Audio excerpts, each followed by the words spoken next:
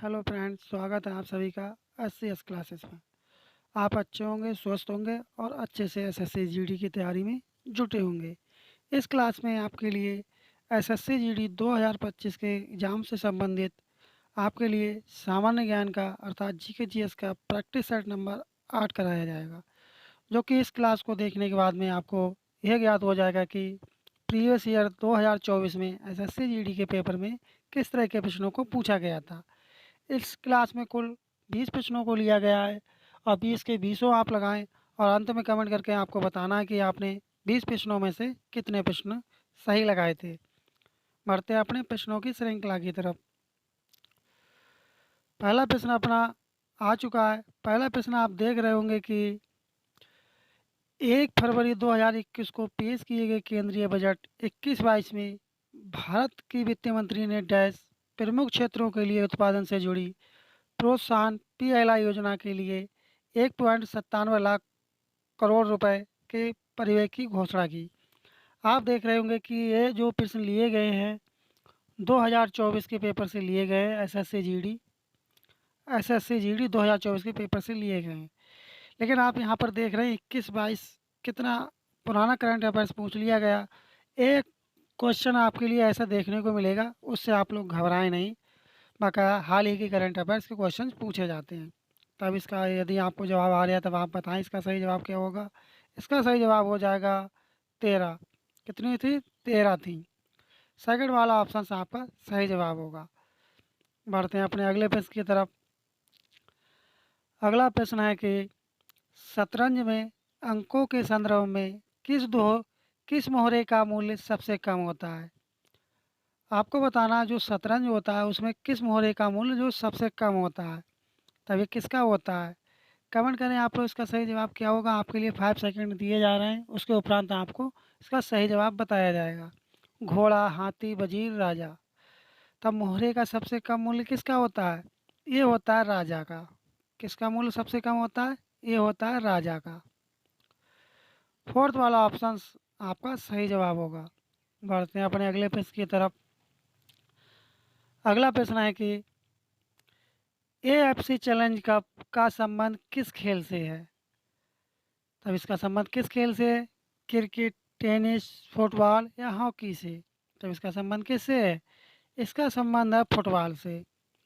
यह आपके लिए ओरिजिनल क्वेश्चनों का प्रैक्टिस सेट नंबर 8 कराया जा रहा है, जो कि जीके जीएस अर्थात सामान्य ज्ञान के प्रश्न लिए गए हैं।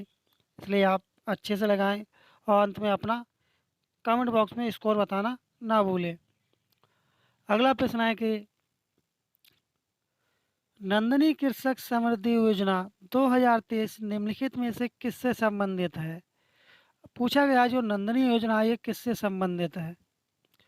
तब इसका संबंध किससे हो सकता है आपसे एसएससी जीडी 2025 के पेपर में इससे ये क्वेश्चन पूछ लिया जाए, क्योंकि प्रीवियस ईयर के कुछ क्वेश्चंस ऐसे होते हैं करंट अफेयर्स के जो कि स्ट्रेटेजी के अंतर्गत आ जाते हैं। हो सकता है उन्हें आपसे पूछ लिया जाए, क्योंकि योजना से संबंधित क्वेश्चन पूछ लेता है एग्जामिनर। तब इसका सही जवाब क्या होगा? बताएं आप लोग, इसका सही जवाब क्या होगा। इसका सही जवाब होगा आपका दूध। जो नंदनी कृषक योजना है, नंदनी कृषक जो योजना है, समृद्धि योजना है, इसका संबंध जो है वह दूध उत्पादन अर्थात दूध से है। बढ़ते हैं अपने अगले पेज की तरफ। इस करंट अफेयर्स के क्वेश्चन को स्किप करते हैं। इस एक क्वेश्चन को आप 20 प्रश्नों में से माइनस कर सकते हैं। 19 प्रश्नों में से आपको बताना कितने प्रश्नों का आपने सही जवाब लगाया। अगला प्रश्न है कि निम्नलिखित में से कौन सा कलाकार मणिपुरी नृत्य शैली के लिए भी एक विशेषज्ञ है। आपके एसएससी जीडी के पेपर में एक नृत्य से संबंधित एक क्वेश्चन पूछा जाता है, हर बार पूछा जाता है और इस बार भी 2025 के एसएससी जीडी के पेपर में आपसे पूछा जाएगा। तब इसका सही जवाब क्या हो जाएगा? इसका सही जवाब होगा राजकुमार सिंहजीत सिंह। थर्ड वाला ऑप्शन से यदि आपका जवाब होगा, जो कि बिल्कुल सही जवाब होगा, क्योंकि ये मणिपुरी नृत्य शैली के एक विशेषज्ञ हैं। कौन है विशेषज्ञ? राजकुमार सिंहजीत सिंह। हो सकता है पुनः पूछ लिया जाए आपके एसएससी जीडी के पेपर में ये। अगला प्रश्न है कि बैसाखी का त्यौहार भारत के निम्नलिखित में से किस राज्य में मनाया जाता है। एक बैसाखी त्यौहार होता है वह मनाया जाता है, हर साल मनाया जाता है। तब ये किस राज्य में मनाया जाता है बैसाखी वाला त्यौहार? तमिलनाडु में, पश्चिम बंगाल में, असम में या पंजाब में? ये जो बैसाखी का त्यौहार होता है यह पंजाब राज्य में मनाया जाता है। आपको क्लास यदि अच्छी लग रही हो और चैनल पर अभी तक नए हैं आप लोग, चैनल सब्सक्राइब नहीं किया तो आप चैनल को सब्सक्राइब कर दें, क्लास को आप लोग लाइक कर दिया करें, क्योंकि आपके लिए यहाँ पर लगातार प्रीवियस ईयर के क्वेश्चंस कराए जा रहे हैं और इसके बाद में आपके लिए इम्पोर्टेंट जीके जीएस और आपके हिंदी और रीजनिंग और मैथ के क्वेश्चंस आपके लिए यहाँ पर कराए जाएंगे। बढ़ते हैं अपने अगले पेज की तरफ। अगला प्रश्न है कि निम्नलिखित में से किसने मोहन बीड़ा का आविष्कार किया और उसे लोकप्रिय बनाया? आपको इसमें बताना जो मोहन बीड़ा है, मोहन बीड़ा मोहन बीड़ा इसका आविष्कार किसने किया था? तब इसका आविष्कार किसने किया था? अन्नपूर्णा देवी ने, पंडित रविशंकर, पंडित राम नारायण, पंडित विश्वमोहन भट्ट। तब इसका आविष्कार किसने किया था और उसे लोकप्रिय भी बनाया था? तब किसने बनाया था? ये बनाया था पंडित विश्वमोहन भट्ट ने बनाया था। फोर्थ वाला ऑप्शन इसका सही जवाब होगा। बढ़ते हैं अपने अगले प्रश्न की तरफ। अगला प्रश्न है कि पूंजीगत व्यय के संबंध में निम्नलिखित में से कौन सा कथन सही है? आपके लिए एक सही कथन बताना कौन सा वाला सही कथन है। पूंजीगत व्यय के परिणाम स्वरूप भौतिक या वित्तीय परिसंपत्तियों का सृजन होता है या वित्तीय देनदारियों में कमी आती है। पहला वाला ऑप्शन आपका, पहला वाला जो कथन है वह आपका ठीक होगा। गैर परंपरा गैर योजनागत पूंजीगत व्यय में सरकार द्वारा प्रदान की जाने वाली विभिन्न सामान्य सामाजिक और आर्थिक सेवाएं शामिल होती हैं, ये भी ठीक है। तब आपका कौन सा सही जवाब हो जाएगा? आपका सही जवाब होगा फर्स्ट और सेकंड दोनों, अर्थात चौथा वाला ऑप्शन आपका सही जवाब होगा। बढ़ते हैं अपने अगले प्रश्न की तरफ। अगला प्रश्न है कि भारत में डैश शासन की विधायी शाखा है, यह कानून बनाने का प्रभारी है। तब बताएं कानून बनाने का प्रभारी है कौन? गृह मंत्री, राष्ट्रपति, सर्वोच्च न्यायालय या संसद? ये प्रश्न एसएससी जीडी में 3-4 शिफ्टों में ये लगातार पूछा गया था। हो सकता है आपसे ये प्रश्न इस बार भी पूछ ले 2025 के पेपर में। तब इसका सही जवाब क्या होगा? इसका सही जवाब होगा संसद। बढ़ते हैं अपने अगले प्रश्न की तरफ। अगला है कि अगला है भारत में मौर्य साम्राज्य की स्थापना 322 ईसा पूर्व में हुई थी और इसकी राजधानी पाटलिपुत्र थी, जिसे अब डैश के नाम से जाना जाता है। आपको बताना है कि पाटलिपुत्र को अब किस नाम से जाना जाता है। कमेंट करें आप लोग, पाटलिपुत्र को अब किस नाम से जाना जाता है, यही पूछा गया है प्रश्न में। तब पाटलिपुत्र को किस नाम से जाना जाता है? इसे जाना जाता है पटना के नाम से अब जाना जाता है, जो कि यह पटना यह बिहार राज्य की यह राजधानी भी है। बढ़ते हैं अपने अगले प्रश्न की तरफ। अगला है कि 1951 की जनगणना के अनुसार भारत की कुल ग्रामीण साक्षरता दर कितनी है? 1951 के अनुसार आपको बताना कि ग्रामीण जो साक्षरता दर थी, जो शिक्षा का स्तर था, वह कितने परसेंट था? तो कितने परसेंट था?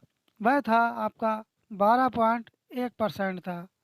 ग्रामीण जो शिक्षा थी वह मात्र 12.1% थी 1951 में। बढ़ते हैं अपने अगले प्रश्न की तरफ। अगला प्रश्न है कि भारत में रोलेट एक्ट किस वर्ष पारित किया गया था? जो रोलेट एक्ट था वह किस वर्ष पारित किया गया था भारत में?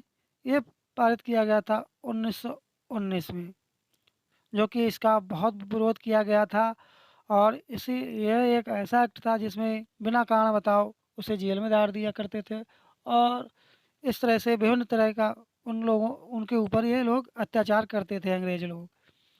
बढ़ते हैं अपने अगले प्रश्न की तरफ। अगला है, इसमें पूछा गया है NEIA का पूर्ण रूप क्या है? इसकी फुल फॉर्म पूछी गई कि इसकी फुल फॉर्म क्या होगी। कमेंट करें आप लोग, इसकी फुल फॉर्म क्या होगी? नेशनल एक्सपोर्ट इंश्योरेंस अथॉरिटी, ये नहीं होगी। नेशनल इमरजेंसी इंश्योरेंस अकाउंट, ये भी नहीं होगा। नेशनल एक्सपोर्ट इंश्योरेंस अकाउंट, ये भी नहीं होगा। National export insurance account, fourth वाला ऑप्शन से यदि आपका जवाब होगा तब आपका बिल्कुल सही जवाब होगा। अंत में आपको कमेंट करके बताना है कि आपने 20 प्रश्नों में से कितने प्रश्नों का सही जवाब लगाया था। बढ़ते हैं अगले प्रश्न की तरफ। अगला है कि भारतीय संविधान के निम्नलिखित में से किस अनुच्छेद में उल्लेख है कि राज्य राष्ट्रों के बीच न्यायपूर्ण और सम्मानजनक संबंध बनाए रखेगा। तब ये कौन से अनुच्छेद में इसका वर्णन किया गया या बताया गया इस तरह से ये होना चाहिए। तब किस में बताया गया है? ये बताया गया है आर्टिकल 51 में, अर्थात अनुच्छेद 51 में ऐसा दर्शाया गया या बताया गया है। बढ़ते हैं अपने अगले प्रश्न की तरफ। अगला है कि निम्नलिखित में से कौन सी हिमाचल प्रदेश की एक अनूठी नृत्य परंपरा है। बताएं कौन सी ऐसी जो अनूठी नृत्य परंपरा है हिमाचल प्रदेश की, वह कौन सी वाली होगी। कमेंट कर दें आप लोग, इसका सही जवाब क्या होगा। क्या बिहू होगी? बिहू नहीं है।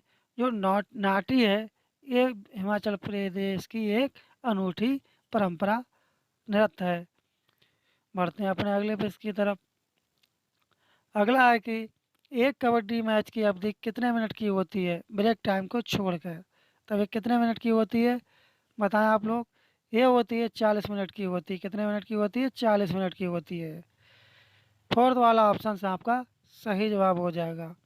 बढ़ते हैं अपने अगले प्रश्न की तरफ। अगला क्वेश्चन है कि dash is a form of matter in which money of the electrons wonder around freely among the. ये थोड़ा मिटा हुआ इसलिए साथियों इसे इस क्वेश्चन को यहाँ पर स्किप करते हैं। अगला क्वेश्चन ये करंट अफेयर से, इसलिए इसे स्किप करते हैं यहाँ पर। अगला प्रश्न है कि जब कोई व्यक्ति काम करता हुआ प्रतीत होता है लेकिन उसका काम उत्पादन में योगदान नहीं दे रहा है तो उसे डैश के रूप में जाना जाता है। मान लीजिए कोई व्यक्ति काम कर रहा है लेकिन उस काम का कोई उत्पादन नहीं हो रहा है, अर्थात कोई फ़ायदा नहीं हो रहा है, तो वह काम किस बेरोजगारी में आएगा आपको बताना है। तो वह किस बेरोजगारी में आएगा? ये आपका आएगा प्रच्छन्न बेरोजगारी में। यदि आपका जवाब पहला वाला ऑप्शन होगा तब आपका बिल्कुल सही जवाब होगा। इस तरह से 20 प्रश्नों का ये प्रैक्टिस सेट सामान्य ज्ञान अर्थात जीएस के प्रश्नों की श्रृंखला कंप्लीट हुई। आपको क्लास कैसी लगी कमेंट करके आप लोग अवश्य बताएं। यदि आपका किसी भी प्रकार का कोई सजेशन या फीडबैक हो तब भी कमेंट करके अवश्य बताएं। यदि आपको क्लास अच्छी लगी हो और अभी तक आप लोग चैनल पर नए हो, चैनल को सब्सक्राइब नहीं किए तब चैनल को सब्सक्राइब कर दें, क्लास को आप लोग लाइक कर दें। इसी तरह की वीडियो आप लोगों को पाने के लिए मिलते हैं जल्दी नेक्स्ट क्लास में। तब तक के लिए धन्यवाद। जय हिंद, जय भारत।